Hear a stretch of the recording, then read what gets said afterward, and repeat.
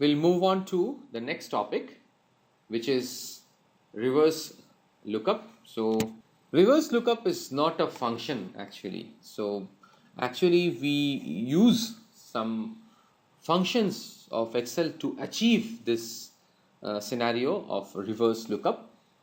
So there are two functions which work simultaneously to provide the output. One is index, another one is match.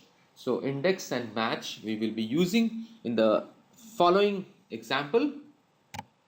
So it's a demo time.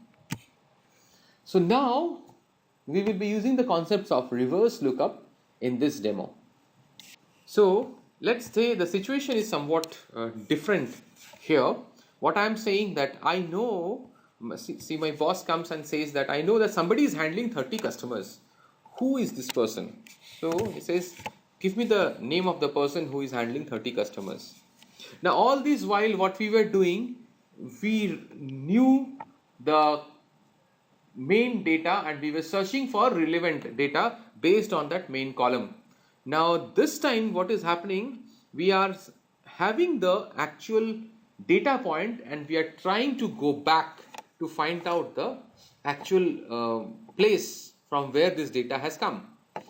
So here in our case we are searching for who is handling, means I am searching for salesperson.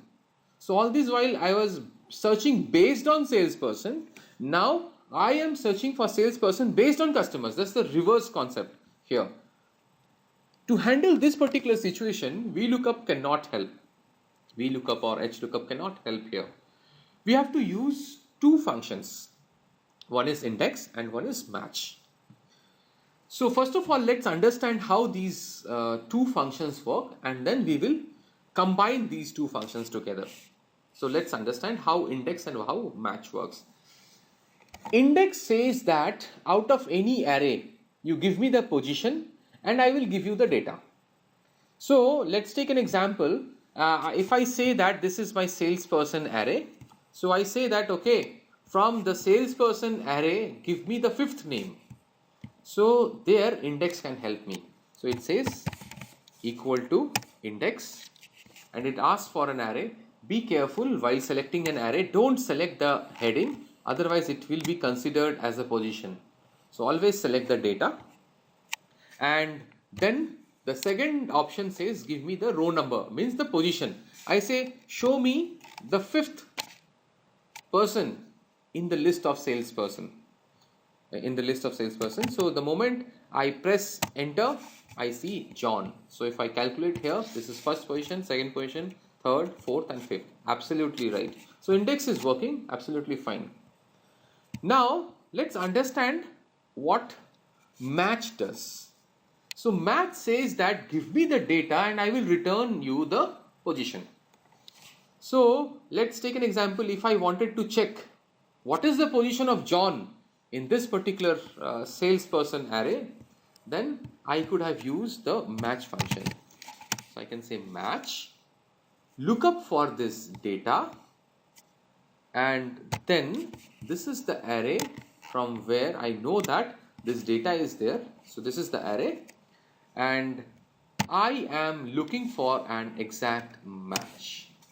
The moment you close the bracket and press enter, it gives you 5. So 5 is nothing but the position of John, that name within the array. So you can see that both of them, how smoothly they work. One says give me the position, I will send you the data, and one says you give me the data, I can send you the position. So what we will do, we will utilize these two concepts to do something called reverse lookup. So what I am saying, see now we will merge these two things. We will say that okay, I know somebody is handling 30 customers. Who is that?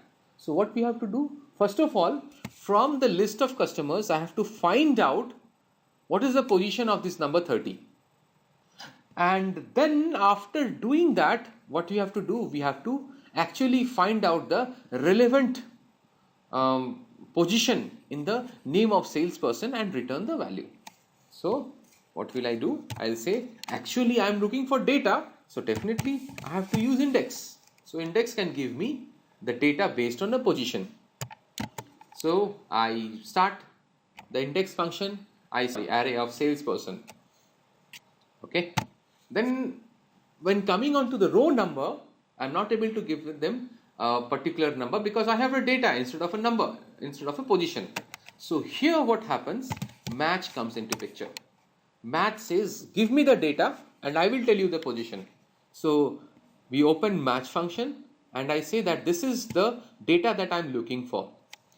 The second parameter says tell me the area where this particular value is there. I say fine, this is the area. And then the third parameter asks whether you want an exact match or less than or greater than. I say I want an exact match. So exact match comes here and I close the bracket and I close the bracket once again. So understand there are two brackets that I have used. The first one being in the black color, so that is the main one, and inside that black bracket we have also used another bracket which is coming in as this orange color like of this. So when this black color comes, I am sure that we have closed this index function. The moment I press enter, see what happens, the name Jonathan comes. So see, Jonathan is handling 30 customers and the name is popping up here.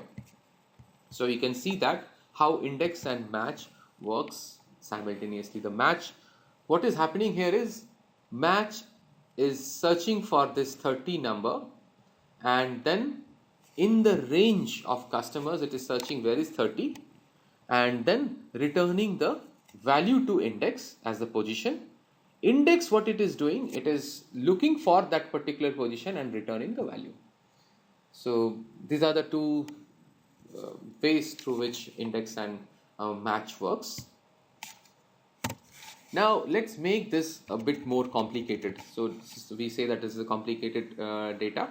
So looks like a very simple data, but the complexity arises when I say that can you give me, the manager walks in and says that can you give me who is handling maximum number of customers? Now last time he said 30, I could get some trace. This time he is not even giving me a value and asking me directly to get the output. So it says maximum. So now I know that there is a function called maximum which can return the maximum number of customers within that array. So I will take help of that particular function within this index. So what I will do, so here is the position, let's say here is the place where I want to write that function. So I will say equal to index. So index we will start. So array, so where is the array? So array is always the output that you are the output from. So this is the salesperson array. And then I'm saying that I need the row number, but row number can be given by match.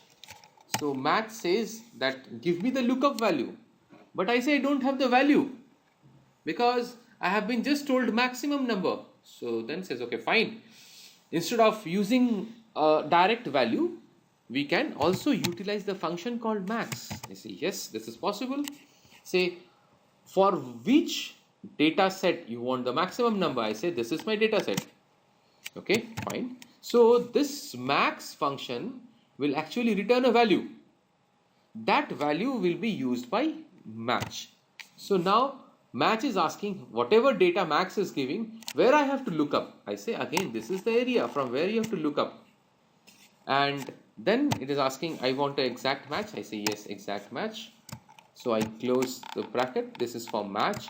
I close the next one which is for the index. The moment I press enter, it should give me the value as Michelle, as I can see from the number of customers. She's handling 48 customers, which is the maximum.